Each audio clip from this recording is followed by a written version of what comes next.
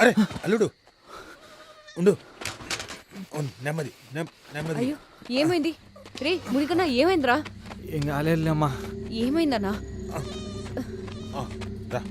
ఏంటయ్యా ముఖంతో అలా వాసిపోయింది? ఏమైంది? ఏం కాలేదని చెప్తున్నాను కదా. నువ్వు ఇడుసుమామా, నేనే పోతా. రా, సాయం పడుతున్నాం కదా. సుందరమ్మ పోయి పసుపు ఏం నీళ్లు పట్టుకుని రా. కాపడం పెడతా. సరే జాగ్రత్త.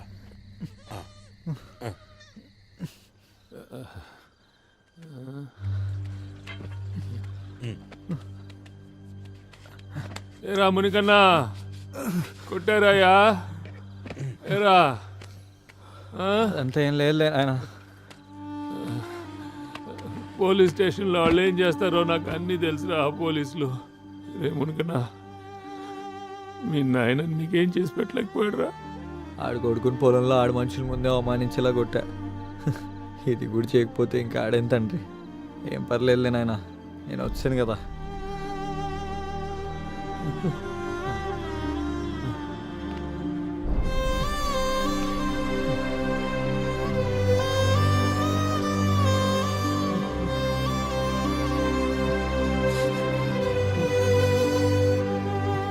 జాగ్రత్తగా ఉండాలిరా.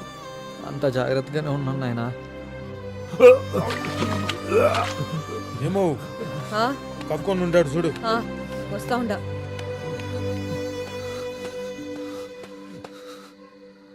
రే సీనబ్బా, ఆడేం చేస్తున్నావురా? ఇక్కడికి వచ్చి సొంతో నీళ్ళు పోయి. అనుకున్నా నట్టింట్లోనే కక్కుతాడని. నేను చూస్తానులే. నేనే తెలుస్తా. మునికన్నా అమ్మని తోసేసా నా యాళ్ళందరూ నువ్వు కొట్టినావు కదా, అలాగే నేను పోలీస్ స్టేషన్ తీసిపోయి నా కొడుకులందరినీ నరికి పోగులట్టాలంత పిచ్చి కోపం వచ్చింది నాకు. ఈయన మాత్రం ఎందుకు ఇట్లా పౌరుషం లేకుండా బతుకుతున్నాడు? ఏం గనకరం చచ్చి పడుకున్నాడు తెలుసా? ఆ ఊర్లో అందరి కాళ్ళ మీద పడితేనే నేను విడిపిస్తానని పండుసామి చెప్పినాడంట. పోయి ఊర్లో అందరి కాళ్ళ మీద పడొచ్చినాడు. నాయనా, సీనబ్బా చెప్పింది నిజమా? చెప్పు నాయనా, నిజమా?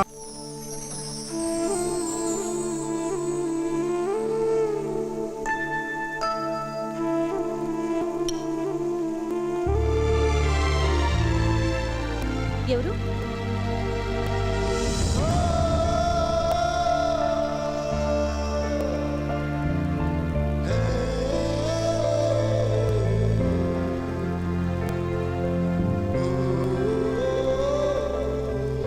వసు ఆగు, నీతో మాట్లాడాలి. జీవితంలో మళ్ళీ నిన్ను చూడాలని, నీతో మాట్లాడాలని నేను కోరుకోవడం లేదు. ప్రతి కథకి ఒక ముగింపు ఉన్నట్టే మన కథకి ఉంటుంది. మన కథ ఎప్పుడో ముగిసిపోయింది. తెరిచి చూస్తే అక్కడన్నీ ఖాళీ పేజీలు.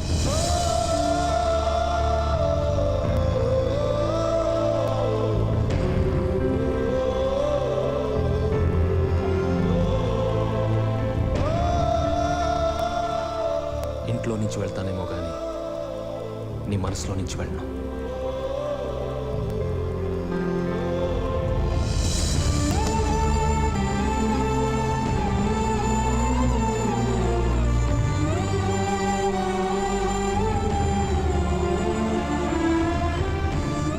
మన కథ ఎప్పుడో ముగిసిపోయింది.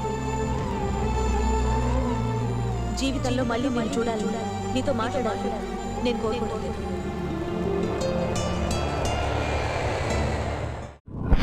ఏంటే సూట్ కేసులు చదువుతున్నారు? ఎక్కడికి ప్రయాణం? కడుక్కో చూద్దాం. తిరుపతికా? కాదు. మరి ఎక్కడికే? మనల్ని పిలిచే చుట్టాలు ఎవరు లేరుగా? అమ్మనే అడుగు. మరి నువ్వెందుకు? అబ్బా చూడమ్మా. ఏంటమ్మా, ఎక్కడికి మీ ప్రయాణం? మా ప్రయాణం కాదురా, మన ప్రయాణం. మన ప్రయాణం అంటే నేను కూడా వస్తున్నానే ఏంటి? మీ తాతయ్య గారింటికి. తాతయ్య గారింటికా? అవునరా, ఇన్నాళ్ల తర్వాత రమ్మని టెలిగ్రామ్ ఇచ్చారు. నేను 5 నిమిషాల్లో రెడీ అయిపోతాను. ఏయ్, నా బట్టలు మొత్తం సర్దు, మొత్తం.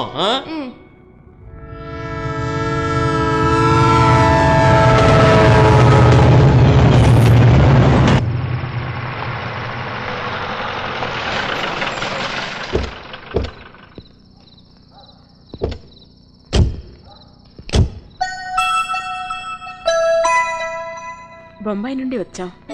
అమ్మగారు మీరా? రండి రండి. నేను ఎవరో అనుకున్నాను. అత్తయ్య గారు మీకోసం ఎదురు చూస్తున్నారు. అత్తయ్య గారికి ఎలా ఉంది? ఇప్పుడేం పర్వాలేదమ్మా, మీరు లోపలికి రండి. రా బాబు, రామ్మా, రండమ్మా. అమ్మా, అమ్మగారు, పెద్దబ్బాయి గారి భార్య పిల్లలు వచ్చారమ్మా.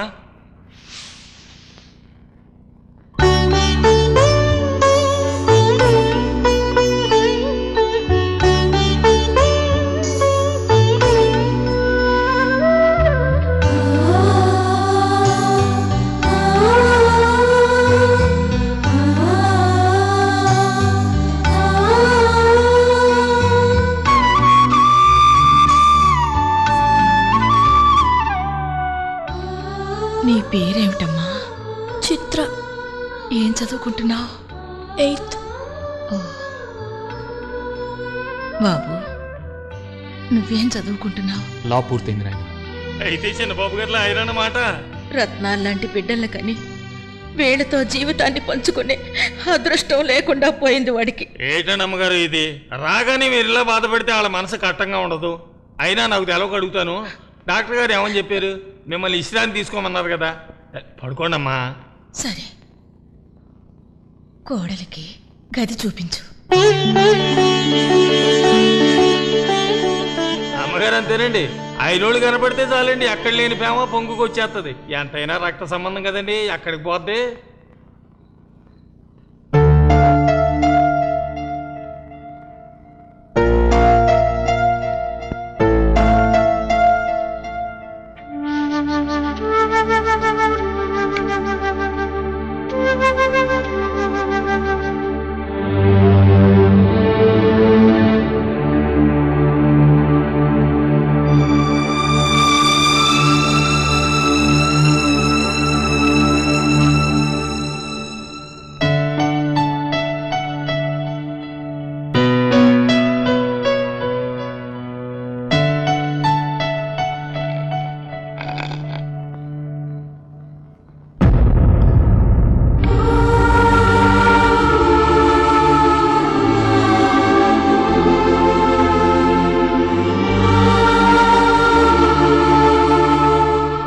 నిద్రమత్తులు లేచి వచ్చారు కదండి, అందుకే అలా ఉన్నారండి.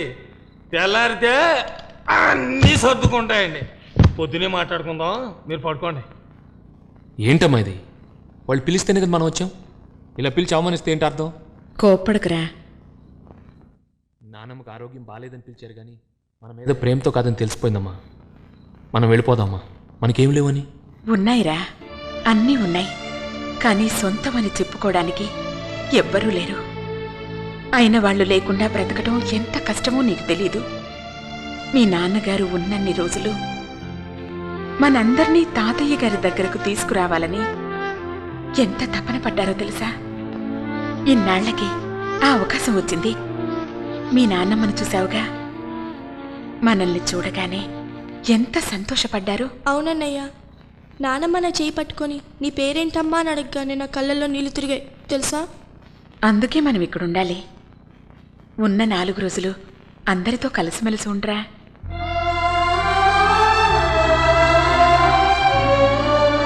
సరే அம்மா, ஏன் கண்ணே என்னால் நம்ப முடியல.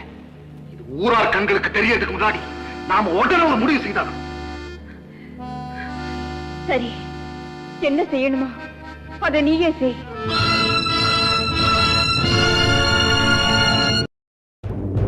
பூஜை அறையில அப்பன் கழுத்திருந்த வைரமாலை எப்படி திடீர்னு காணாம போகும்?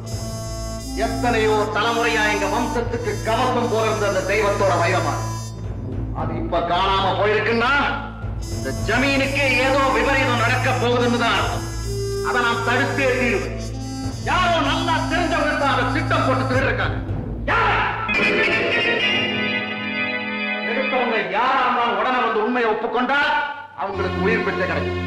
இல்ல ஒருத்தர் செய்த குற்றத்துக்காக எல்லாரும் தண்டனை அனுபவிக்கணும்.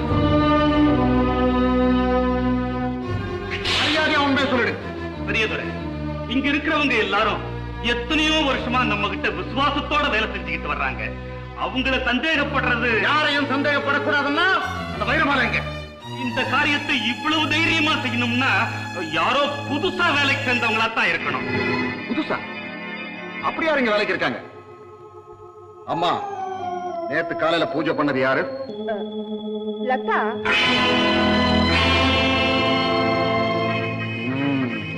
I see. செக்ரட்டரிமா, செக்ரட்டரிமா. என்னப்பா? பெரியதுரை உங்களை கூட்டி வர சொன்னார். எதுக்கு? என்னமோ விசாரிக்கணுமா, அவசரமா கூட்டி வர சொன்னார். சின்னதுரை எங்க இருக்காரு? அநேகமா அவரு அங்கதான் இருக்கணும். லதாவா? நோ நோ, அவர் நிச்சயமா இந்த காரியத்தை செய்திருக்கவே மாட்டார். அரண்மனையில எவ்வளவு பேர் வேலை செய்யறாங்க, எதுக்காக லதா மேல மட்டும் சந்தேகப்படுறீங்க? அவன் நமக்கு செய்திருக்க நன்மை எல்லாம் மறந்துட்டீங்களா? அவ ஒண்ணும் லாபம் இல்லாம இங்க வேலை செய்யல. அது சரி, லதாவை நேர்ல கூப்பிட்டு விசாரிச்சீங்களா? விசாரிக்க வேண்டிய பொறுப்பை விஜயகுமார் ஏத்துக்கிட்டான். யாரு? அண்ணனா? ஆமா. அப்படின்னா நிச்சயமா நல்ல தீர்ப்பு கிடைக்காது. நானே நேர்ல போறேன். சின்னதுரை, வாங்கம்மா, என்ன வேணும்? லதா பெட்டியில இந்த வைர மாலை இருந்தது. இத பார்த்ததும் அரண்மனை நகைன்னு தெரிஞ்சது. ஒருவேளை லதா இதை எங்களுக்கு காட்டலான்னு கொண்டு வந்திருக்கலாம். மறந்து வச்சுட்டு வந்துட்டா போடுது. கொடுத்துட்டு போலான்னு வந்தேங்க. இந்த நான் வந்தேங்க. ஆனந்த், இப்ப என்ன சொல்றேன்? நிரபராதி மேல வீண்பழி சுமத்துறதா சொன்னியே, இப்ப புரிஞ்சுக்கிட்டியா? தெருவுல தெரியிற பிச்சைக்காரிய கொண்டு வந்து சிம்மாசனத்துல உட்கார வச்சாலும் அவ குணம் அவளை விட்டு போகாது. இல்ல, நான் நிரபராதி. இங்க இருக்கிற சில பேர் உங்க பணத்துக்கும் அதிகாரத்துக்கும் பயந்து மனசாட்சியை மறந்து பொய் சாட்சி சொல்றாங்க. எத்தனை சாட்சிகள் வந்து சொன்னாலும் சரி, நான் திருடல. அப்படிப்பட்ட கீழ்த்தரமான எண்ணம் ஏன் ரத்தத்துல ஓடல. உங்க சாட்டைக்கு பயந்து செய்யாத குற்றத்தை ஒப்புக்கொள்ள நான் ஒண்ணும் கோழை இல்லை. வாங்க, எந்த தெய்வத்தோட வைரமாலை காணாம குற்றம் சுமத்துறீங்களோ அந்த சன்னிதானத்துக்கே போகும். அது சக்தி உள்ள தெய்வமா இருந்தா, சக்தியை நிலைச்சிருந்தா அந்த தெய்வமே நேர்ல வந்து உண்மை சொல்லும். தெய்வமே சாட்சி சொல்ல நேர்ல வரதா இருந்தா அதிகாரம் ஆணவம் உங்க கண்ணை மறைச்சிருக்காது. நீங்க உத்தமரா இல்லைனாலும் சாதாரண மனுஷனா இருந்திருப்பீங்க. இங்க நீதியும் நேர்மையும் நிலைச்சிருக்கும். உங்க அக்கிரமம் அநியாயம் மண்ணோட மண்ணா மறைஞ்சிருக்கும். என்ன சொன்ன? அண்ணா,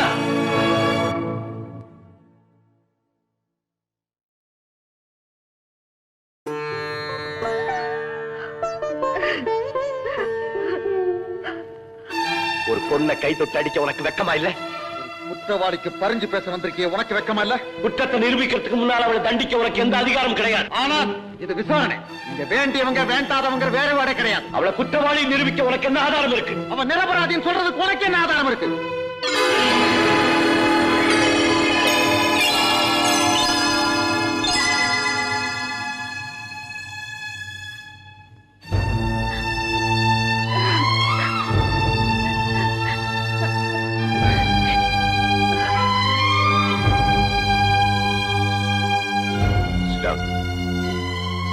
லதா, ஏன் இப்படி செஞ்ச?